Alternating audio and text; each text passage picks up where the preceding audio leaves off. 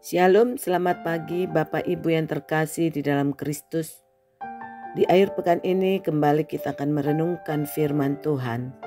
Namun sebelumnya mari kita satu di dalam doa.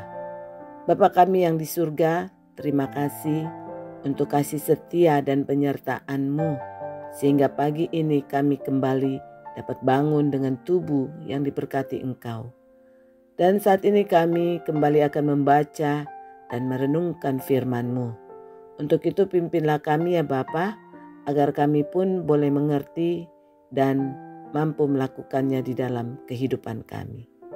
Terima kasih Bapa, hanya di dalam nama anak-Mu, Tuhan Yesus Kristus kami berdoa. Amin. Saudara-saudaraku yang terkasih di dalam Kristus, pagi ini kita akan merenungkan firman Tuhan yang saya beri judul Pertanyaan ataukah jebakan? Bacaannya terambil dari Injil Lukas 20 ayat 1 sampai 8 dengan perikop pertanyaan mengenai kuasa Yesus. Demikian firman Tuhan. Pada suatu hari, ketika Yesus mengajar orang banyak di bait Allah dan memberitakan Injil, datanglah imam-imam kepala dan ahli-ahli Taurat serta tua-tua ke situ. Dan mereka berkata kepada Yesus, "Katakanlah kepada kami, dengan kuasa manakah engkau melakukan hal-hal itu? Dan siapa yang memberikan kuasa itu kepadamu?" Jawab Yesus kepada mereka, "Aku juga akan mengajukan suatu pertanyaan kepada kamu. Katakanlah kepadaku, baptisan Yohanes itu dari sorga atau dari manusia?" Mereka mempertimbangkannya di antara mereka dan berkata, "Jikalau kita katakan dari sorga, ia akan berkata, 'Mengapakah kamu tidak percaya kepadanya?' Tetapi jikalau kita katakan dari manusia, seluruh rakyat akan melempari kita dengan batu. Sebab mereka yakin bahwa Yohanes adalah seorang nabi." Lalu mereka menjawab bahwa mereka tidak tahu dari mana baptisan itu. Maka kata Yesus kepada mereka, "Jika demikian, aku juga tidak mengatakan kepadamu dengan kuasa manakah aku melakukan hal-hal itu." Amin. Saudara-saudaraku yang terkasih di dalam Kristus, mari coba kita bayangkan sebuah cerita modern ya. Ada seorang utusan dikirim oleh seorang tokoh besar yang sangat dihormati dan berpengaruh di sebuah kota. Lalu utusan ini membawa surat kuasa yang jelas, mencantumkan semua tugas dan kewenangannya. Kemudian ia mulai bertindak sesuai dengan instruksi yang diberikan, seperti memperbaiki ketidakadilan, membela kaum miskin, dan menegur kesalahan pejabat. Namun pejabat-pejabat lokal yang korup dan merasa terancam dengan kehadiran utusan ini menolak untuk mengakui surat kuasanya. Lalu mereka mendatangi utusan itu dan bertanya, "Dengan kuasa apa kamu melakukan semua ini? Siapakah yang memberikan kuasa itu kepadamu?" Pertanyaan mereka bukan untuk mencari tahu kebenaran, melainkan untuk mencari celah agar bisa menjatuhkan utusan tersebut. Mereka tidak peduli dengan kebaikan yang dilakukannya, tetapi fokus pada kepentingan mereka sendiri. Nah, saudara-saudaraku yang terkasih, ada pepatah, "Malu bertanya, sesat di jalan." Pepatah ini mengajarkan kepada kita bahwa bertanya akan membantu atau menolong kita supaya kita tidak tersesat atau salah jalan. Bertanya dapat membimbing dan menyelamatkan kita.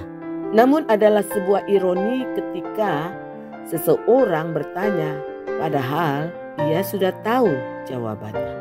Nah, orang-orang seperti itulah yang datang menjumpai Tuhan Yesus ketika ia mengajar di bait Allah. Mereka adalah para imam-imam kepala, ahli-ahli Taurat dan tua-tua. Mereka adalah orang terpelajar dengan pengetahuan agama yang sangat dalam dan dari golongan orang-orang yang berkedudukan tinggi. Mereka datang kepada Yesus untuk mengajukan pertanyaan. Namun sebenarnya tujuan mereka datang kepada Yesus adalah untuk menjebak, bukan mencari kebenaran, tetapi mencari kesempatan untuk menjatuhkan Yesus demi mempertahankan kekuasaan dan reputasi mereka. Karena sebenarnya mereka bukannya tidak tahu siapa Yesus. Mereka bukannya tidak mengenal siapa Yesus. Sehingga pertanyaan yang sebenarnya itu berfungsi untuk membuat seseorang yang tidak tahu menjadi tahu, tapi telah berubah fungsi menjadi sarana untuk menjebak. Nah, saudara-saudaraku yang terkasih, hal ini menunjukkan bahwa mereka itu para imam-imam kepala, ahli-ahli Taurat dan tua-tua adalah orang yang sombong. Mengapa mereka sombong? Sebab mereka merasa lebih berkuasa. Sebagai pemimpin agama yang terpelajar dan terpandang, mereka merasa kalau Yesus hanyalah seorang pengkhotbah keliling. Jadi mereka merasa bahwa Yesus tidak memiliki hak untuk mengajar dan memimpin di bait Allah. Dan mereka pun enggan mengakui kebenaran. Itu ketika mereka dihadapkan pada pertanyaan balasan Yesus. Mereka tidak mau mengakuinya karena hal ini akan merusak kedudukan mereka di mata publik. Namun saudaraku, untuk menghadapi hal tersebut, Yesus tidak kalah cerdik. Yesus tidak terpancing oleh jebakan mereka, melainkan dengan hikmat ilahi, Yesus menjawab dengan balas bertanya. Dan dengan strategi seperti itu, Yesus berhasil mematahkan jebakan orang-orang itu, sehingga kemunafikan mereka sendiri pun akhirnya terungkap. Nah, saudara-saudaraku yang terkasih, terkadang kita seringkali menjumpai orang-orang seperti mereka. Atau mungkin terkadang kita juga seperti mereka, para imam kepala, ahli-ahli Taurat dan tua-tua yang ada di bacaan tersebut. Yang sebetulnya kita sudah tahu masalahnya atau jawabannya, tetapi kita pura-pura tidak tahu, bahkan bersikap cuek, tidak peduli, bahkan terkadang sampai mampu memutarbalikkan kebenaran hanya untuk kepentingan pribadi atau diri sendiri. Nah, saudaraku, hari ini Yesus mengajarkan pentingnya bertanya dalam hidup ini. Tetapi ia juga mengingatkan kita supaya kita tidak menyalahgunakan bertanya untuk menjebak atau menjatuhkan seseorang. Sebab sebuah pertanyaan muncul haruslah dilandasi dari keinginan untuk mendapatkan kebenaran, bukan malah menjatuhkan kita dari sang kebenaran.